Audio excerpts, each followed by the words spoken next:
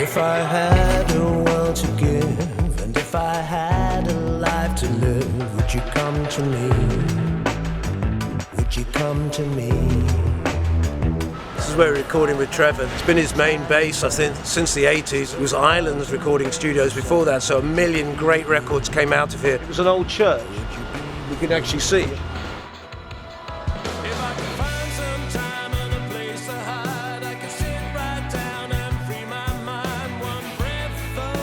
When we came to talk about making the record, Trevor pointed out to me that his studio in London, Psalm Studios, was actually undergoing renovation and was going to be closing. But he said he could keep it open for us to use it before the renovations happened.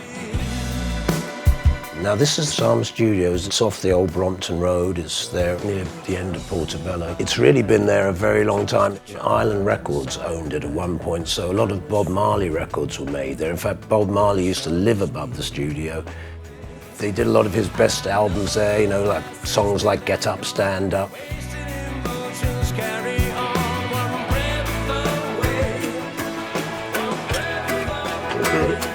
Ciao, man.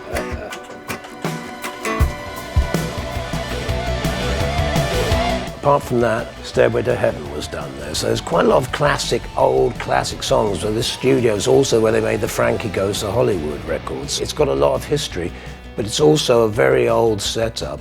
It's an old way of recording. It's the way of recording before people had home production and things. It's got sound booths, and it's also got a big open studio floor that we could play in as a group.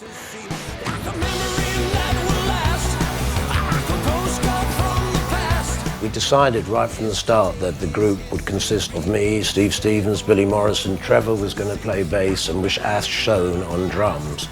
Because we were all playing in a room, it was very easy.